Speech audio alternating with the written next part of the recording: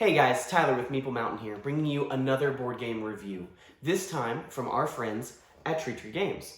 They're putting out a new title, Royal Punks, which is an area control game for 2 to 4 players, out on Kickstarter very soon. So we have this prototype copy to review here today. So I'm going to be sharing my thoughts with you, showing you a little bit about what's in the box, how the game works, and what you can expect to find when the Kickstarter goes live.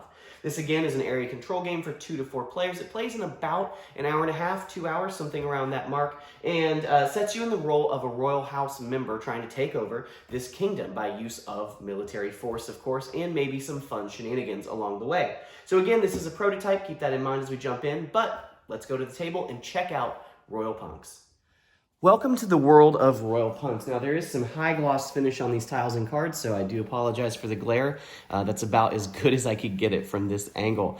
In this game, you are going to take on the role of a royalty house member, the Duke, the Prince, the Queen, the Princess, someone trying to claim control of the board. There's several ways that you can win this game. You'll win if your punk, your ruler, ever gets to level 7, levels up enough to get to level 7. You'll also win if you control 5 of these gold cities throughout the board. And if you control all 5, you automatically win the game there as well. Or if you've defeated all of your opponents and they're all dead. They've been leveled so low, defeated so much that they all are eliminated. You've taken over their mansion, their home base, or you've killed their leader. If everyone is eliminated, that is also a victory condition for the game. In this title, you will be moving your troops. You start with kind of a unique placement on the board. As you can tell, it's a hexagonal map. This is kind of built randomly every game. And you will kind of slot in with your starting troops around the edge of the board as you will, as long as you're not directly adjacent to another opponent. Other than that, you can kind of drop in wherever you want, and you'll begin to move your troops around the board, attempting to grow your army, grow your income of gold, which really powers all of your actions throughout the game, and you'll work to, again, take over those cities, defeat your opponents. This is very much a direct battle style game. There are some fun things that you can do in this title. You can buy power cards that give you some really interesting, unique spin-off abilities. We'll look at those more in detail later. And the most fun thing, the thing that attracted me to this title, is that if you defeat your opponent, you actually take them captive and put these fun little plastic leashes on them, and we'll kind of lock them in, and we'll kind of show what this looks like. But you'll actually arrest them, so to speak, and carry them around with your leader as well, so that they fight with you. And then you will have to, as a player, rescue your own leader from the captivity of another player, which I think is super, super fun.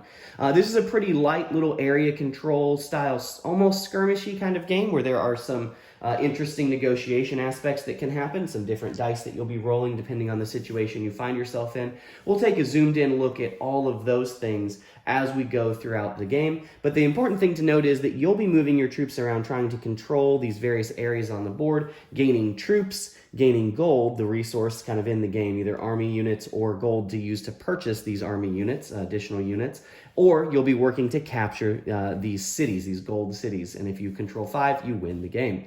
You'll notice in the middle there's this kind of green looking little thing. That's of course a prototype print, but that's going to be kind of a mob meeple. This actually prevents any kind of conflict from happening and actually affects and kills units from players it enters. And that will be moved by the player who controls the most cities. If there is a tie and no one controls the most cities, there's a tie, other players can move the mob around. And so this mob is going to move around the board and mess with people. And as you control more cities, you might be able to lock down complete control of the mob and use them almost as a resource for yourself, kind of an extra weapon in your arsenal. So with all that said, this is kind of the general layout of what a 4-player setup game would be. This game will play 2 to 4 players, but presently, with the rules now, the board setup kind of stays the same, so I think this benefits from having a full table count to play.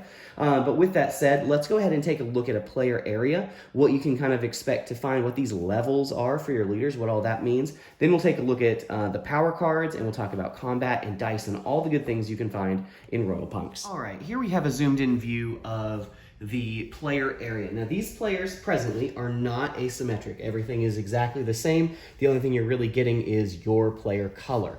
But this is what your starting area would look like, and these are your additional resources and your player cards. Let's talk through these. So, very first thing is you have your player card. Every player starts at level 0 with their Royal Punk, this large plastic miniature here. That is going to be your character. They add a particular little die with 2 hits on it into the battle, so a little bit of a benefit for themselves. They also allow you to move troops We'll talk about troop movement in just a second. And of course, they want to be in fights because if you're in fights with your royal punk and you win, you will get to level up your punk. When you get to the super punk levels, the gold levels here, you'll also add another little die that only has 1 hit, but still more dice is better. You'll add that die into combats that you're in. And if you ever get to level 7, you automatically win the game. So leveling your punk up is one of the ways to win the game.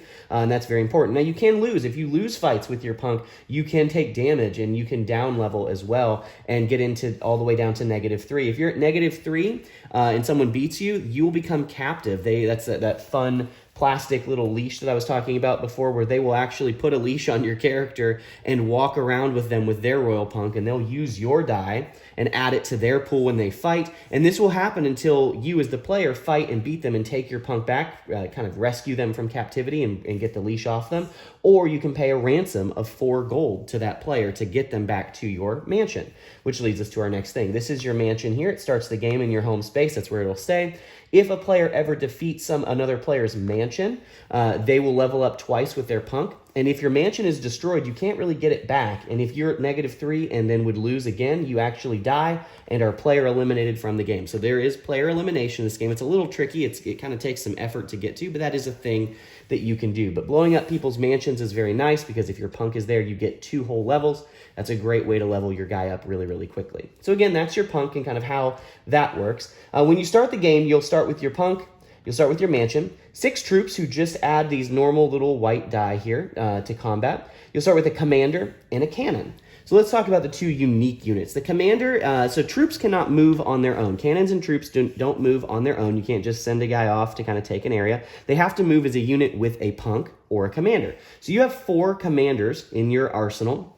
So plus your punk, that means you could have kind of feasibly 5 armies that are moving around the board. So when you move, you'll pay gold to move your commander or your punk, and they can take troops and cannons with them for free. So that's how you'll kind of form your little armies and move around the board. So commanders and punks will let you move your troops around the board. Cannons are fun because in the region they're in and adjacent regions, they get to basically shoot into those combats regardless of whether you're involved or not. So they get to roll this really nice orange die that can do a lot of damage. They can actually de-level punks before the fight. They can do up to 3 troop kills all on their own. So cannons are very, very powerful in this game. And again, they're kind of fun because you could stock up on cannons and kind of have this defensive grid and actually shoot into other people's combats. And I enjoyed using that as a negotiating tool. Say red and yellow were fighting. I'm sitting over here with a cannon. I can choose to abstain from shooting into the fight, or I could choose who I shoot at. Do I shoot at red? Do I shoot at yellow? And I can use that to negotiate with people. Be like, hey, red, I won't shoot at you for gold, or if you go here. And I think that really adds some fun elements to the game where you can kind of have that table negotiation and just some fun shenanigans that you can do.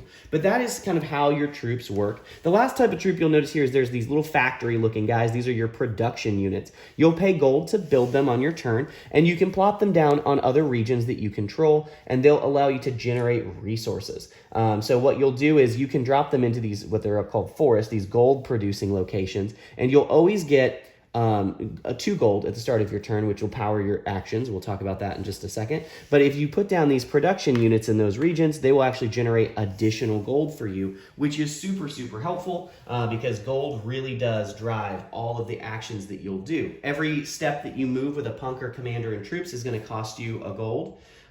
Creating units is going to cost you gold, 3 for cannons, 2 for buying power cards, which we'll look at in a second, 2 to place a commander, and 1 for a production unit. So that's how you'll buy your various units. Troops are going to be generated at these locations that give you additional troops, so they'll populate on your turn. But it is very valuable to kind of get that out and build your resource engine. So when you place and start your game, it's important to think about, where do you want to go? Do you want a troop heavy placement like blue has here? Do we want to think about getting our gold engine up and running? There's a lot of interesting options. And you'll notice the cards traditionally get better as you move into the center of the arena, with you getting up to 3 gold in the middle, kind of around that 4 troops area there in the very middle where the mob starts the game. So this is what you can expect to find within a game of Royal Punks for a player area. Let's go ahead and take a little bit of a look at the power cards that you can buy and add to your hand, and then we'll talk about how combat works and what you can expect to find there. A player's turn is very, very simple in a game of Royal Punks. You will collect your golden troops, and then you can move if you would like to, and then buy. That's pretty much all that you'll do. One of the buying actions that you can do is buying power cards. These are unique kind of game-breaking abilities that you can collect in your hand and be able to use to really change and shape engagements in the map to really benefit you. Each of these cost 2 gold and can be purchased from this list. Now, there's normally only 3 in the shop at any given time, but I flipped a couple extra here just so you can read them and see kind of some of the crazy effects that you can have. And they range from anything that you would expect to find in the game, where you can actually move the mob more if you would like. You can move opponents' units. You can kind of almost teleport your units across barriers and things that should normally be kind of immountable, insurpassable. Some damage, some ways to kind of just do pre-combat damage or even get additional troops kind of airdropped into locations for you. There's all kinds of things that these cards allow you to do, and they give you that kind of tactical edge over your opponents, so you'll want to contemplate making sure you have access to these at any given time throughout a game of Royal Punks. Let's go ahead and, now that we kind of see some of the game-breaking effects that we can do, let's go back to the main map and talk a little bit more about movement, how that works, production, and then combat. Let's take a look at a late game setup and what a conflict would look like so you guys can understand how battle works in Royal Punks. So here we have purple, red, and blue that are kind of butt up against each other here, fighting over contesting for this city. Now remember, cities are great. There's 5 in the game. If you control all 5, you automatically win. So this is a hot spot. This is something that we want. Now, when you're in the city, if you have military units in the city, you control that city, and you get this bonus defense die if you're ever attacked in your city, because you're obviously fortified, so this kind of replicates that in the game. Now, when you move into a space with an opponent, you'll start a battle. And battle is quite simple and involves 2 steps, really, which is cannon fire and then rolling combat die until one side is removed from play. So let's walk through that. Let's say purple over here decides they want to take a swing at this city. They think they can take it. They're coming in hot. Maybe they've got cards or they're just silly, whatever it is, they're going to come in and take an attack here. So the very first thing that we'll do is we're going to have combat happen here. And the first thing we do is cannons. So the blue cannon, because it's involved in the fight, will get to roll this nice cannon die, and they could potentially kill a lot of troops with this, but let's just say they rolled 1, they would kill 1 troop, it goes away. That's the end of their cannons. Now red is the real wild card in this fight because red is adjacent, and cannons can fire into adjacent combats, even if you're not involved. These cannons can actually choose who they shoot. Do they shoot purple? Do they shoot blue? Does he split it? Whatever he wants, and he could negotiate, try to make deals, try to have some fun with it. I think that really spices the game up when you use your cannons for negotiation. But he would get to fire and roll this die twice because he has 2 cannons to see what happens in this fight. But let's just leave it as is for just a second. Let's say this is kind of the layout here. So that means that purple would be coming into the fight with military units. Every unit just rolls 1 white die at this point. So there's the 4 for purple. And we see that blue would roll 5 dice plus their defense die. So things are skewed a little towards blue, but let's just say purple, look at that roll, man. That's not like me at all. But let's say purple rolls 4 dice, like so. He has 4 skulls. Then we're going to have blue go ahead and go, and he's going to roll, pretty statistically correct, 4 as well. So we see that there's 4 and 4. Now, what you're looking for is just total number of skulls. It's not about how many more you have than your opponent, but if you have more, your opponent has to remove a troop. It's their choice. Any type of military unit that they want, they have to remove 1 of. Now, since there's a tie here, both sides have to remove a unit. It's each player's choice what they remove, but rolls will continue like this with you continuing to retabulate your total of dice, plus, of course, your defense die, any modifiers you may have, removing units from play until one side is empty. Let's just say dice go really well in the favor of purple, and they end up removing all of the blue dice, and let's say they kind of end up with something like this. Well, now they control this location, would get the defense die, and their 2 combat die if they were ever attacked here again, and they have control of the city. And this may be, if it was their 5th city, give them the victory. This may be the exact thing that they need. The last thing to look at is your Royal Punks. If Royal Punks come into the fight, they also bring their own Royal Punk die, which is just like the defense die, has 2 hit faces on it that they would add. If their punk is high enough level, they would bring in the Super Punk die, which only has 1 hit face on it, but still it's better than nothing. These would bring into the fight with them. If 2 players, Royal Punks, are in the same fight and units keep getting removed until it's just the Royal Punk left, and he would lose, he would go down a level from whatever level he's at and get defeated. If he was at his lowest level, his -3, and this is the fun of the game to me, you actually can shackle this particular person to your Royal Punk like so. and you actually control that royal punk and bring their die into battle with your own until they're ransomed or rescued by the player whose punk this is.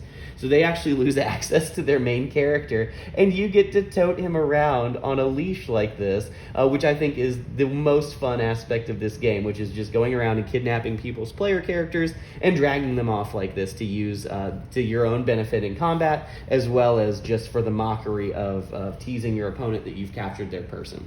So this is a fun little shenanigan you can do in the game. It doesn't happen a ton, but it does happen, and I think it's very, very fun. And then the player has, of course, a terrible time where they have to either fight themselves to get themselves free or pay a lot of gold. 4 gold is a decent amount of gold in this title, and so giving up 4 gold to get your character back is a huge blow as well. And so that really puts that player in a particular pickle when they have to choose what they do here. And that's how combat works. And the last thing we need to talk about is the mob.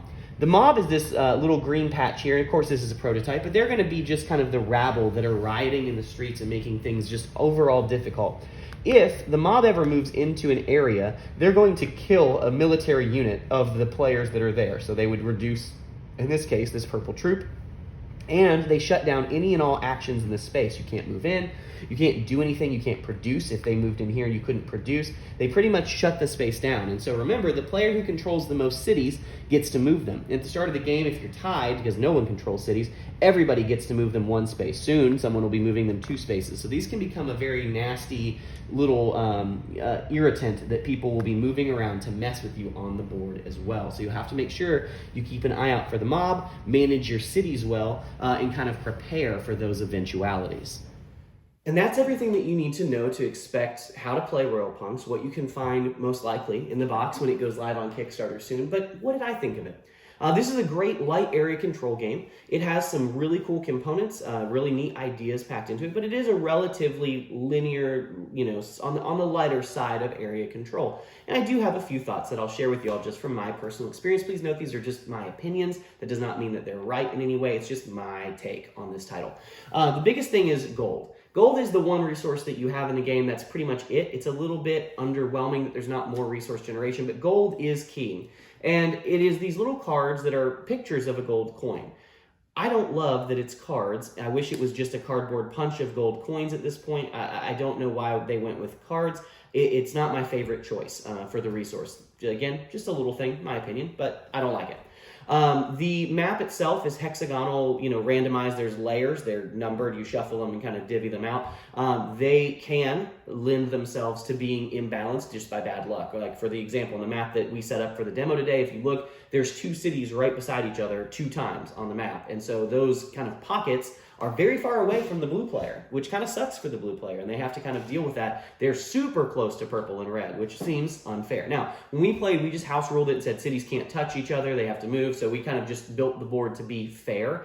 But because it's a randomized board, you could have things where there's a lot of fire that prevents movement, or barricades, or things that just kind of stop one player from having good access to the middle, various things. So that's just worth knowing. With a randomized board setup, that can happen. And you can kind of slot in wherever you want to go, so that's less of an issue, but it is worth knowing that the map may not be fair when it comes to setup unless you house rule or things like that. TI4 has the similar issue. The characters, I like the art. I love the kind of Mad Max meets Royal Kingdom vibe that we have going on. I think that's really fun. There's some fun flavor text on the back. I think that's great. These characters are symmetric in this game. At this point, there's no asymmetry. I was disappointed to see that wasn't at least an option to play with asymmetric characters. I think that's just such a fun thing on area control games, to see people lean into different types and have different strengths and weaknesses. Of course, that does lend itself to the need for more balancing, more testing, but I would have loved to have seen more than just, oh, I want to be yellow as the reason that drives me to pick a particular color. I would have loved asymmetry to help me have different playstyles, bring me back to the game more, wanting to try different characters to experience different views of the game. Outside of that, I do think combat is really solid. I like the idea of the cannons working for everybody, having some negotiation. Abducting the punk is so fun. Love that to T. It's so great. I will say battles, long battles, big troop battles can get a little elongated because remember, it's I roll dice. Whoever's the most, lose a troop, lose a troop, lose a troop. So, if you have 10 troops in this fight, you can be rolling 10, 12, 13 times if there's ties and things like to just resolve everything. And so that's not super exciting for players that aren't watching it because it can just get really redundant. I don't know that there's necessarily a way to fix that, but it's worth knowing. I enjoy the way that the battle works. I like the dice variability, but it is a little bit, again, on that light side of things. So I think if you're looking for an area control game that is on the lighter side, it's very easy to teach, it's easy to jump into and teach the concepts of area control and have some fun vibes, fun aesthetics, fun art, then I think Royal Punks would be something you guys should definitely check out when it comes to Kickstarter. I want to thank Tree Tree Games for giving us this review copy. Again, remember, this is a prototype. Everything is very much in the prototype stage. I'm really excited to see the final product. I think they're going to have something really fun and polished to show us. It was a blast getting this to the table. Again, I spent the game just trying to steal people's punks and run off with them for the ransom just because it was hilarious to me. I loved it. And there's a lot of fun to be had here. So I would encourage you guys, when it comes to Kickstarter, check out Royal Punks. Give it a view. And if you like the content that we're putting out, give us a like. Subscribe, hit that bell to be notified when we put out new content. It means a lot to us. It's kind of how we keep the lights on. Let us know in the comments if you enjoyed this video, what games you want to see reviewed or covered next. We love making content that you guys enjoy. Give us a shout and let us know. So thanks so much for checking out this review of Royal Punks, and as always, happy gaming. Thanks for checking out this video. I hope you enjoyed it. Check out these links to find some other games you might want to bring to the table. This is Tyler Williams, signing off.